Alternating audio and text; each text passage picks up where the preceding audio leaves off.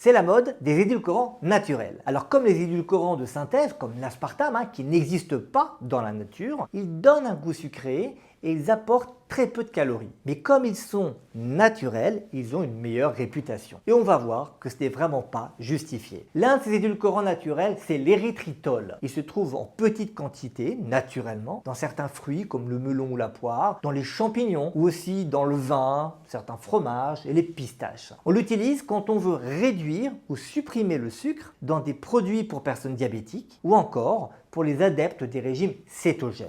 Il faut préciser d'abord que les industriels, comme ils ont besoin de grandes quantités, ils préfèrent synthétiser l'érythritol. Donc cet édulcorant n'est plus vraiment naturel. Cet érythritol, il a un pouvoir sucrant un peu moins fort que le sucre, mais il est beaucoup moins calorique. Et il ne fait pas monter la glycémie et il ne donne pas de caries.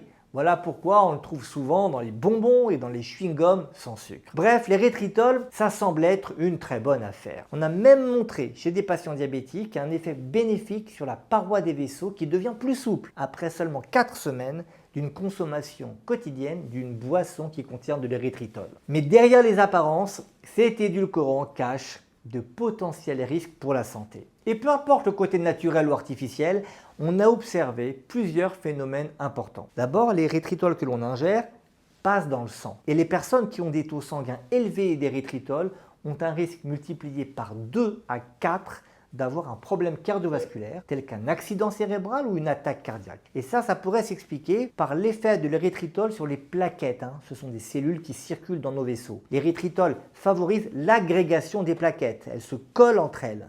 Et ce phénomène entraîne la formation de caillots de sang, donc de bouchons, qui peuvent affecter le bon fonctionnement du cœur ou du cerveau. Alors il reste une question clé. Est-ce qu'une consommation modérée d'érythritol a déjà des effets délétères? On a une réponse partielle à cette question. Quand on boit une canette de soda qui apporte 30 grammes de l'édulcorant, eh bien cet érythritol augmente dans le sang et il y reste plusieurs jours à un niveau suffisant pour entraîner en théorie l'agrégation des plaquettes. Alors bien sûr, comme toujours en nutrition, il n'est pas question d'interdire un aliment simplement parce qu'il peut éventuellement avoir des effets indésirables. Tous les aliments peuvent avoir une place dans un équilibre global. Je ne dis pas non plus qu'il vaut mieux manger du sucre que de l'érythritol. Chacun doit simplement faire ses choix en connaissance de cause.